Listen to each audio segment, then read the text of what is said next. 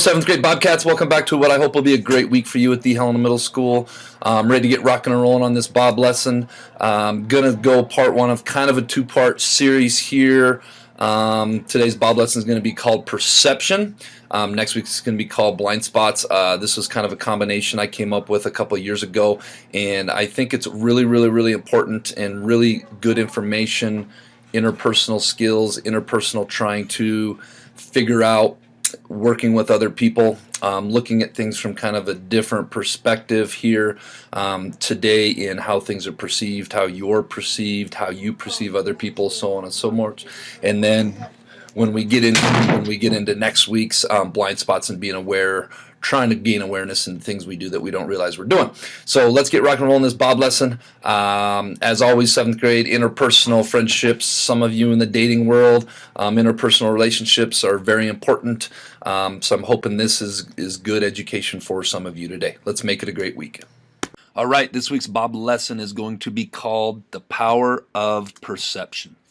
But first, let's be our best this week at Helena Middle School. Let's be safe, let's be responsible, let's be respectful. All right, to start this Bob lesson today, I want to ask you guys a few questions. How many, in this first one, how many boards or it looks like square, railroad tied looking things do you see? Notice if you're looking at from the left, you can clearly see that there are 4 railroad ties there. If you look at it from the right, it looks like there are 3. How about this one? An elephant here. Can you count how many legs this elephant has? Does this elephant have 4 legs or does this elephant have 8 legs? It's kind of an optical illusion, some of these. How about this one for some of you people that are more in the artistic realm? What color is this box? Is it blue? Is it gray? Is it navy? Is it a different color that maybe I haven't mentioned? And finally, we have a couple gentlemen here that are looking at this number, and one on the left is arguing that it's a 6, while the one on the right is arguing that it is a 9.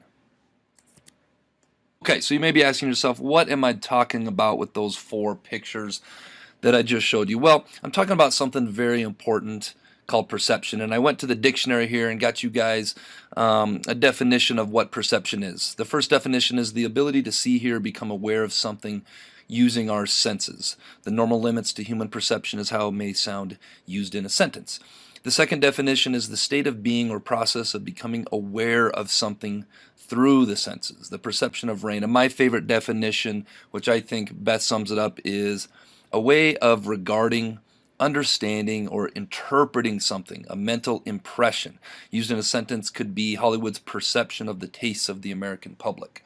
So what perception is it's using our senses to interpret something which ends up becoming our reality. And this is so important when we think about interacting with one another, when we think about taking information in and making our own decisions about what's what, who is who, and I'm going to talk about this a little bit more in the following slides as to why perception is so. One of the most powerful sayings is perception is reality. What do people mean when they say perception is reality? We live in a world where everyone is constantly using their senses to interpret and make their own reality using their perception. If you think about the guys in the beginning where one side is looking at a 6, one side is looking at a 9, they're never going to agree on what that number is based on their own perception or how many railroad ties are there. How people perceive a situation to be is going to become their reality. Well, where does this get us in trouble? This gets us in trouble because we're all unique, different, individual people. And when we come together and we have a disagreement on a situation, everybody has their own perception of the situation. And so many times we get in these arguments or we get in these interpersonal debates where we feel like we're beating our head against the wall trying to get the other person to see our perception or to see our point of view, and it's really tricky sometimes because each of us have our own perceptions, and those perceptions make our own reality. How they perceive you to be, how other people perceive you to be, is going to become their reality of how they view you, and that's super important to think about in terms of going through life and perception and how other people are viewing you and how that makes up their mind about. So knowing that we're all different, knowing that we all have different perceptions and those perceptions become our own individual realities, how can we use this information to grow as young people or to grow as human beings? The first thing we can do is we have to get to a point where we see life both through our own lens, that is our own perceptions about how things are, and the lens of others. When we can do this, this lends us to the understanding of other people. We should always try to see other people's point of views, where they're coming from, especially when we have disagreements, especially when friendships and relationships. In any sort of relationship, we have to have an awareness of how we see things through our perception and how we see things, how in many situations in life, other people's perceptions become their reality, even if their perception is different than yours. And where you guys may run into this a lot is with authority figures, maybe your parents, maybe your teachers. Your teachers perceive a situation being different than it is, and that's where coming back to my first bullet point is so very important. So when you have disagreements with authority figures, you need to understand that you may see the situation one way, authority figures see it another way, and sometimes that is unfair, but that becomes the reality. We also need to be aware of what we project or what we put out there, the energy, the body language, the affect that we put out there into the world. Because a lot of times what we project can become someone else's perception of you and therefore can become their reality.